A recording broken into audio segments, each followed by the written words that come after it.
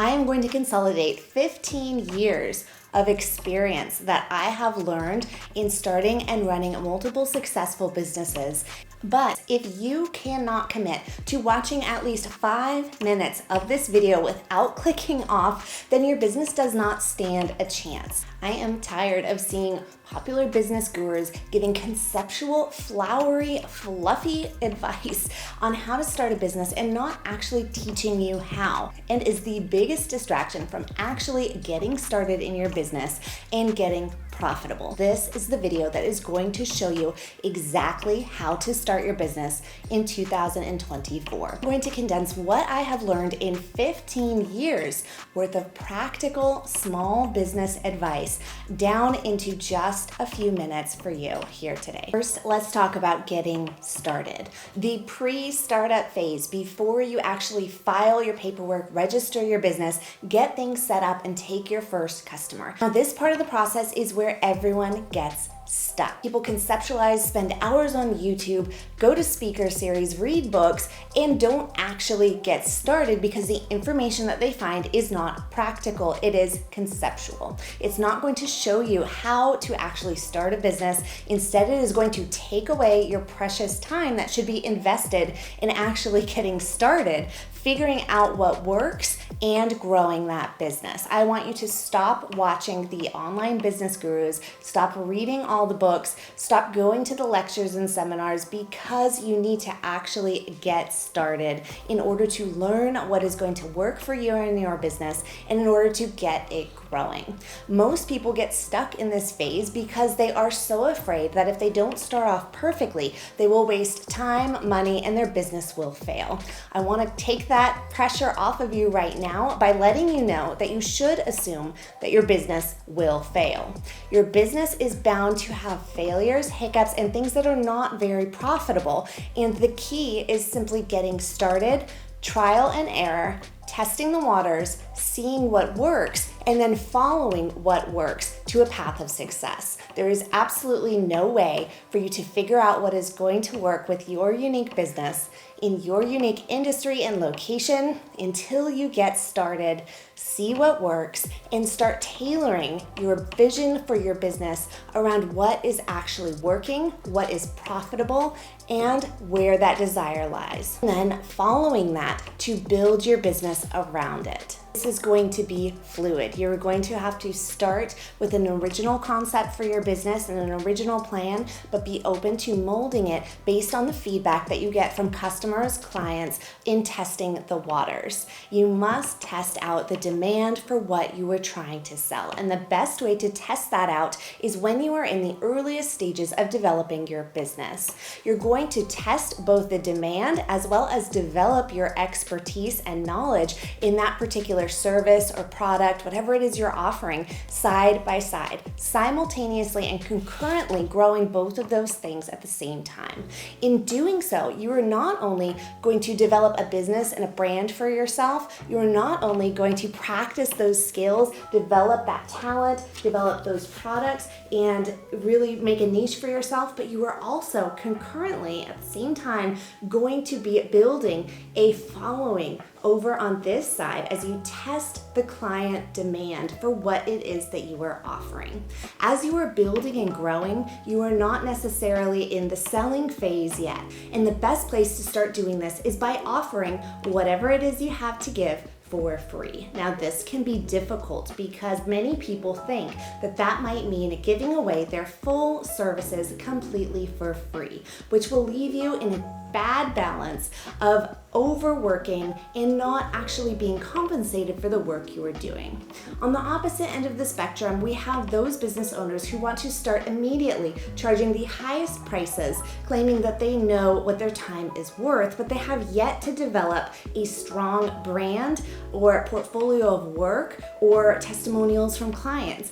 The key is to find the middle ground. How can you start to develop your business ideas, start to build customer loyalty and testimonials, start to see where that demand lies so you can tailor your business to meet those demands and also still be able to offer those services. In many cases, you're going to be offering work for free, for trade, or for building connections. If you start your business off doing this, that is completely fine. You will find lots of information that tells you not to do that. However, in my own business, every single free piece of work that I offered has come back to me tenfold, with either that particular person becoming a lifelong paying client or for them referring me 10 additional paying clients. Building those connections, as long as they are industry connections, customer connections, brand recognition that is going to pay off later down the line, is a huge, important part of building up your business before you actually get started. Once you see that there is a demand for your business, once you have started to establish yourself as an expert in that field, and once you have started to develop and really hone in on what your business is going to start as, then it is time to register your business and start an actual legal business. You want to make sure that you do this process before you actually collect any payments for any services or products to any customers or clients. First up is going to be registering your business with the required permits, licenses, and fees that are listed in your city, your county, and your state. The very, very first step to doing this is going to first be to decide what type of business entity you want to form. Now, there are two popular options for new businesses. One is a sole proprietor and the other is an LLC. Both are fairly easy to form and they have different reasons why you might want to start with one or the other. It is completely fine to start with one and later convert your business into the other. Sole proprietorship is when you and your business are one and the same. There is no separation between the business and the business owner. All of the business liabilities, income, etc. passes through the business over to the business owner. You are the same entity. And in fact, there is no separate business entity formed.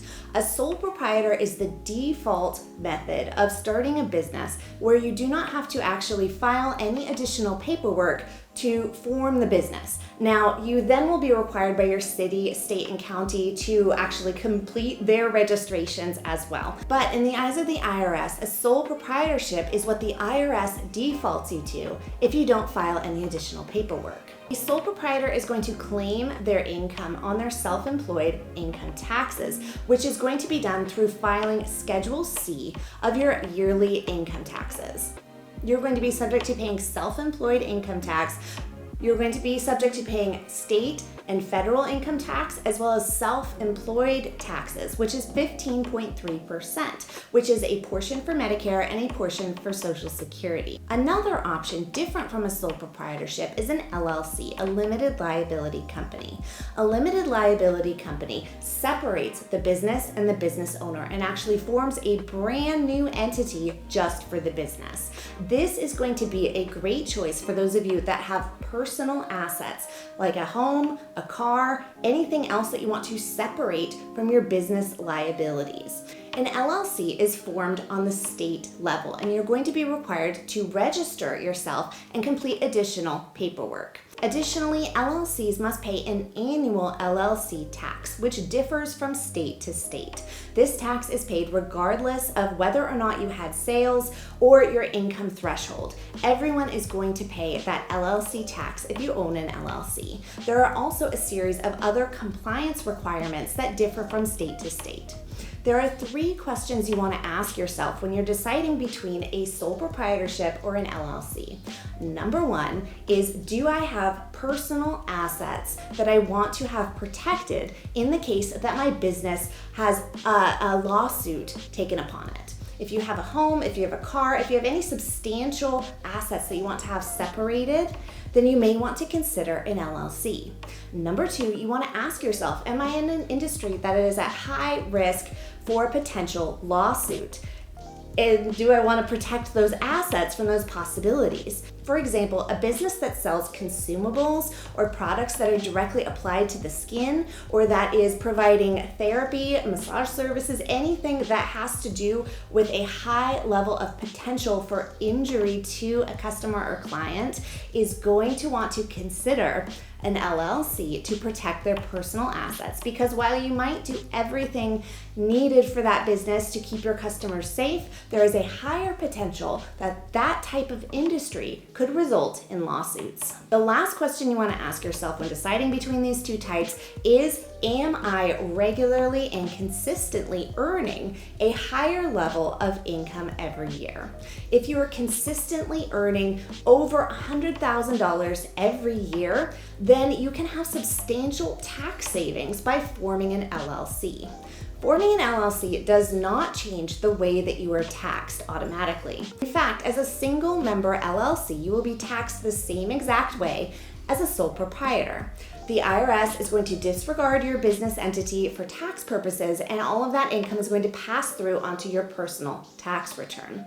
However, LLCs do have the option to file an additional form with the IRS and elect S-Corp taxation status. Now, being taxed as an S-Corp has the potential for significant tax savings, but it only makes sense if you are consistently and regularly earning a higher level of income, because there are significant costs involved.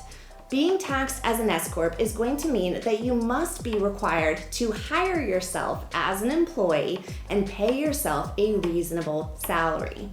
Now, everything that you make outside of that reasonable salary that you pay yourself, let's say that you hire yourself at $65,000 a year, but your business earns $100,000 a year. You're going to hire yourself and put yourself on payroll. The amount that you pay yourself in salary is going to be subject to payroll taxes. The remaining amount that your business earned but isn't paid to you in salary will be transferred over to you in the form of what is called a distribution.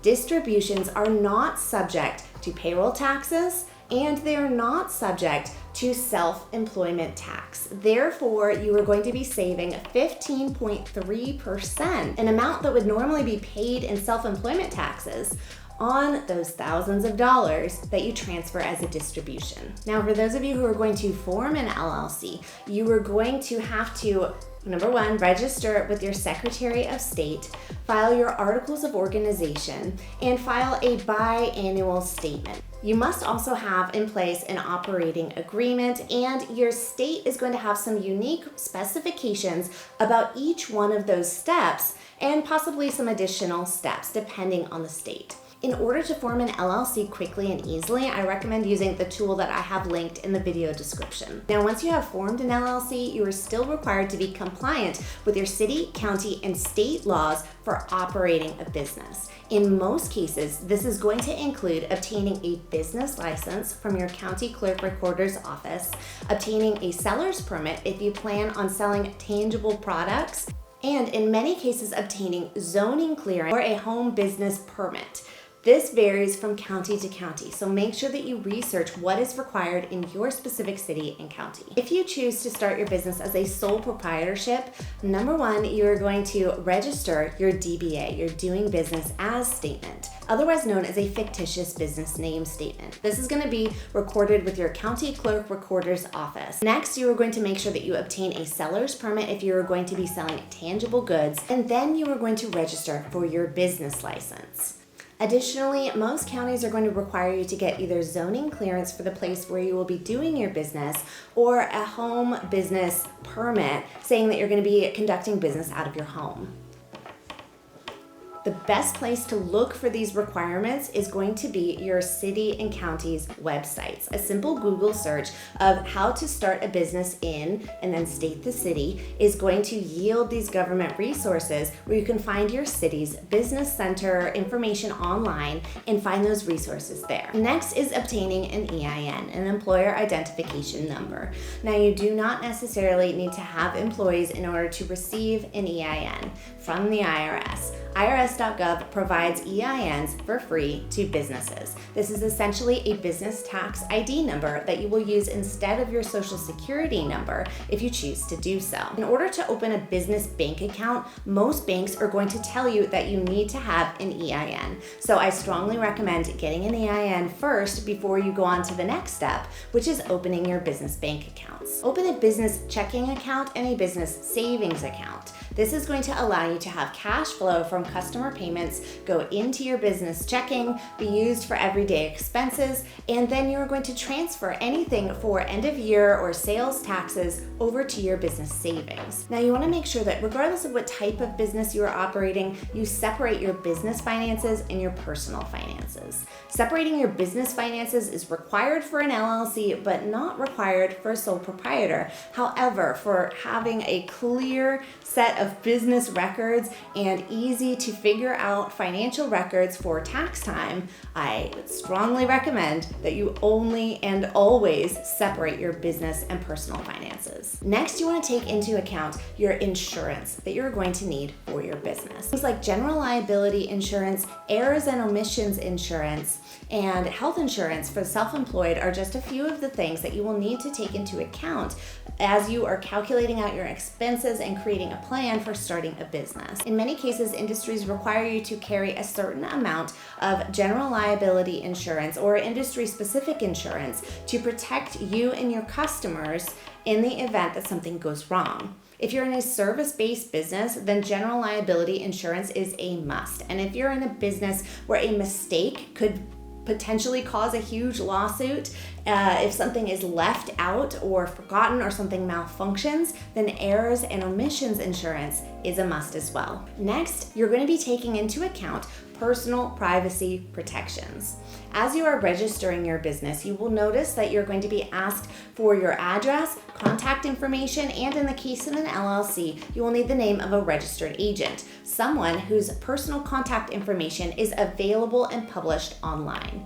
Keep in mind that any information that you submit in a government form to register a business is public domain. This is going to be published online and available to the public. Now, if you are someone that wants to keep your home address or home phone number private, then you will need to register your business to a virtual office that allows you to use it in business registrations.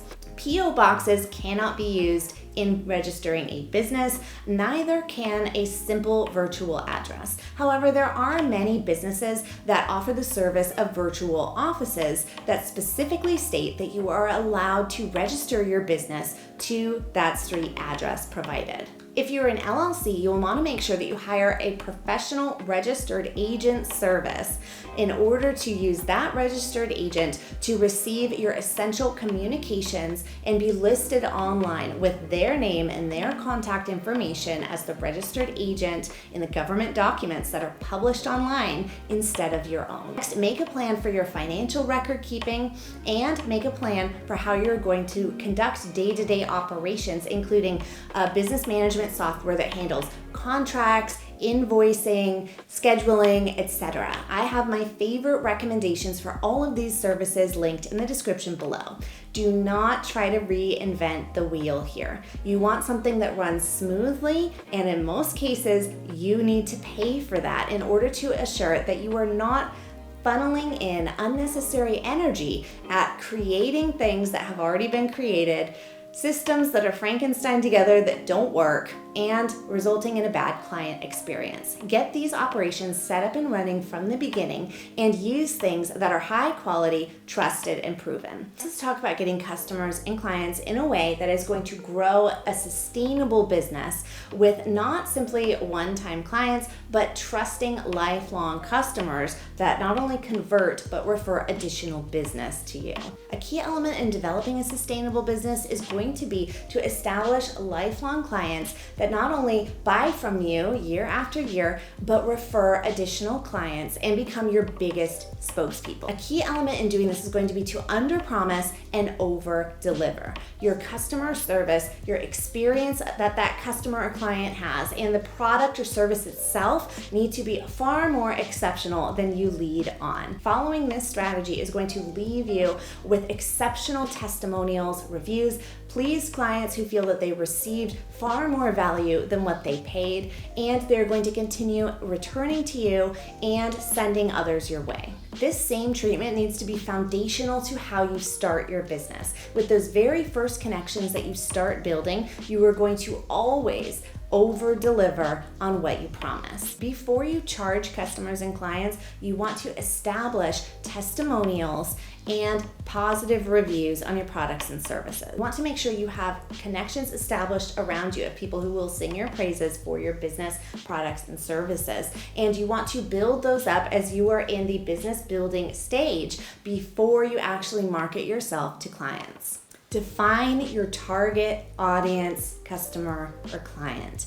Knowing exactly who you are selling to, who is the target person that not only likes what you are selling or offering or saying, that has the money to invest in it, and is in the place where you are marketing to, is going to have a huge amount in your driving success. Oftentimes, our target clients are not ourselves. However, we may be approaching marketing from a standpoint where we are marketing based on what we may be attracted to, when in fact our target client is hanging out in a different place online, looking for something completely different or needs different wording in their messaging. It's incredibly important that you spend a significant amount of time researching your target audience before you invest a significant amount in your marketing budget. Branding your business and establishing an authentic personal narrative that goes along with that business's brand is going to help those target clients and audience to connect with you and begin to see you as an expert in the field. Strategically choose where you are going to have your online presence be and build up a following on just one or two specific platforms. Those customers need to see you repeatedly, and they need to see that it is your brand, your products, your services, you as the owner, and they need to see it regularly, consistently as the expert in that field. Not everyone is going to be the ideal target customer or client for your business. And not only is that okay, but it is a good thing. It tells you exactly where to invest your future marketing dollars in and where to avoid. It tells you what is going to attract those clients and what is going to repel those people that you do not want to spend time in your business because they're not going to convert to sales or satisfied customers. Next, you're going to establish yourself as an expert in that industry. Instead of trying to outwardly market to those people, you're going to provide them with exceptional value for free. You want to make sure that you are providing as much information, as much content, as much high quality value to them on whatever your area of expertise is before you ever pitch a sale, because you want to establish that brand recognition, that trust, and that connection before you try to actually convert them into a sale. If you have well-established trust with your audience, by the time you actually do convert them to a sale, it will not feel like you are scamming them. It will not feel like you're taking advantage of them. They will be happy to invest in your services and products. This is where it becomes key to think about your pricing. High quality products and services versus low, cheap pricing. This all is going to depend on what you are selling, what you are offering, what your operating and product expenses are, what type of audience and customer and client you're trying to bring in, and what they are able to pay. Additionally, assigned value based on price tag may come into play here. If you are trying to sell something and you're trying to get as many customers as possible, a lower price tag in many situations can indicate lower quality product and a lower commitment from the buyer. Because customers with lower budgets oftentimes do not have very much disposable income, where they choose to actually invest that income is going to have much higher stakes. Therefore, they're going to be more difficult to please, and in trying to please everyone, you may in fact please no one. Consider your pricing very carefully and calculate out your costs of doing business, exactly how much it costs to operate your business, pay your insurance, pay your bills, pay your annual fees for your LLC, pay your assistants, etc. Calculate those out first. Only once you have that should you then price your services. Comparison to others in the industry can cause you to lose sales, lose income, underprice or overprice yourself, and can completely tank your business. Which leads me to the next important thing to consider, your competition. Competition is a powerful tool that you can use and work to your advantage. When you are able to harness the power of turning your biggest competitors into your biggest supporters and assets, then you have made a huge leap towards success. If you are able to find a way to partner with your competitors, to not only befriend them, but to actually reciprocate sending business to one another, then you will be able to have a true partnership and actually exponentially increase your profits. Not only will you be able to make friends and connections within your industry, but if you're able to set up a referral system that works successfully for booked spots that you cannot fill, you're going to be obligated to pay a series of different taxes and fees, as well as your regular business overhead, costs for products, labor, etc. And this can be incredibly overwhelming and can make your business go under in the very first year if you don't know how to plan for it, and leave you with significant debt. This is perhaps the most important part of this video for those of you that are just starting out. When your income comes into your business, you want to have it filter into your business checking account. Once it goes into that business checking account, you are first going to transfer out your income taxes, including federal and state income taxes, as well as your self-employment tax, which is 15.3%. Therefore, I recommend transferring 30% off the top of everything that you receive directly over to your business savings account to save for taxes. I cannot emphasize this enough. It is best to overestimate the amount of taxes that you're going to have to pay, because if you underestimate, it can lead to significant problems, debt, and even penalties and fees later on down the line. You will be taxed on your net income, which is your income after your expenses, otherwise known as your take-home pay. However, I strongly recommend that you transfer over 30% of your total profits so that you do not underestimate your tax liability. Now, in addition to income taxes, you also need to plan for sales tax. If you are in a business that sells tangible products or labor that later results in the sale of a tangible product, then you're going to be required to pay sales tax. Sales tax rates differ not only from state to state, but from county to county, depending on where you sold the item to your customer. Transfer this amount over to that savings account as well. Additionally, many counties charge what is called unsecured property tax. This is tax on any actual physical items that you have, such as equipment, office supplies, etc., that you use in order to conduct your business. Those items are all taxed. Differs from county to county as well, so make sure that you research unsecured property taxes within your county so you know what to plan. Keeping that money in your savings is good, but keeping that money in a savings account that is going to accrue a higher level of interest is even better. Make sure that your business savings account that you sign up for is a high yield account. Now, if you plan on staying self-employed, you're going to need to at some point consider your self-employed retirement fund. Self-employed retirement contributions are tax deductible, in that you can subtract it from your net income and lower that taxable income.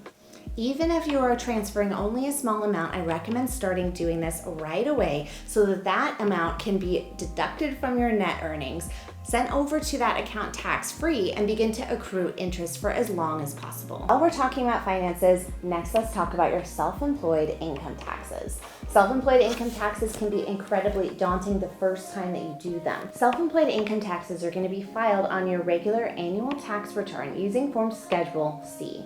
Next, I want you to understand that you are not going to be able to do it all. The amount of time that I could have saved and the amount of money that I could have actually earned doing something else more profitable for my business and growing it is immense. I missed out on so many opportunities because I was doing everything myself, and it took me so incredibly long to outsource the things that I, number one, was not good at, number two, couldn't make myself do and kept procrastinating on, number three, it took up my time but wasn't essential for me to do when I could be growing other aspects of my business.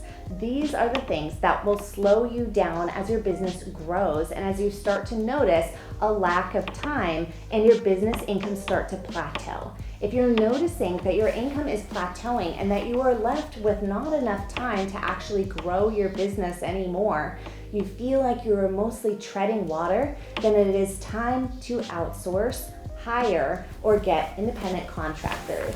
You have 3 options when it comes to growing your team: hire employees, get independent contractors, or outsource. Outsourcing is the easiest and quickest thing to do, and honestly the least confusing. When you outsource, you are going to find a company or an individual that offers the service that you want to have. The next option is hiring independent contractors. An independent contractor is someone that performs a specialty service that's not regularly performed by your business all the time. It's not the essential business that you're conducting. And that independent contractor is someone who is going to be given a written agreement that outlines the specifications that they're agreeing to, contracted at a certain price, and then you allow them to perform the job at their own discretion. You are not giving them specific requirements. You're not telling them exactly how or exactly when to do the job. They are left to decide at their own expertise how to perform the work, and then they hand over the work to you when it is completed.